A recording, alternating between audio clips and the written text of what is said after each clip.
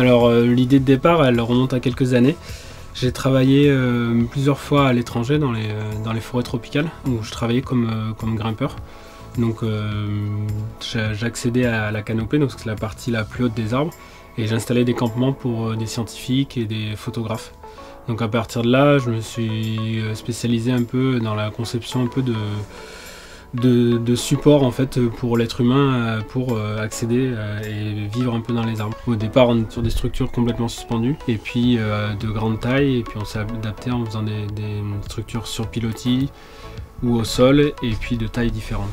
C'est vrai que des gens ont beaucoup de difficultés à trouver des lieux adaptés pour pouvoir tous se réunir pour fêter un événement familial. Mon esprit est un petit peu différent, c'est d'essayer de promouvoir et de donner à disposition des visiteurs des expériences différentes. Les clients, c'est principalement au début des hébergeurs, donc qui sont dans le créneau de ce qu'on appelle aujourd'hui les hébergements insolites. Sur le plan local, on avait envie d'être partenaire du territoire.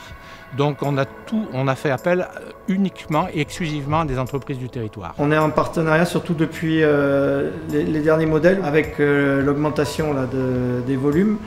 Donc on intègre la partie montage. C'est cet aspect-là de co-développement qui est très intéressant avec Selvao.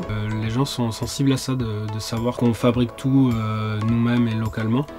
C'est un atout commercial dans le sens où les gens, ça rajoute de la confiance en fait. On fait pas de stock à l'avance, on travaille que à la commande.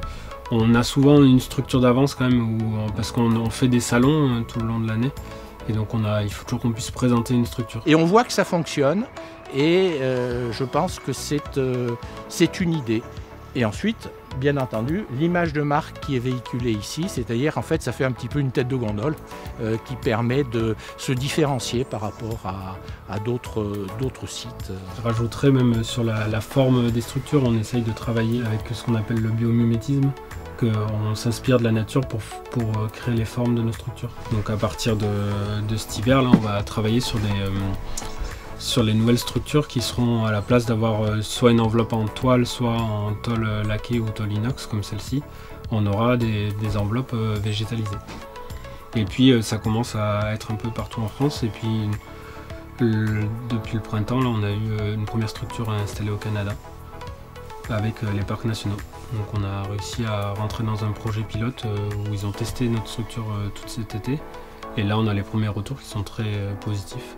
Et ça annonce du bon pour la suite, quoi.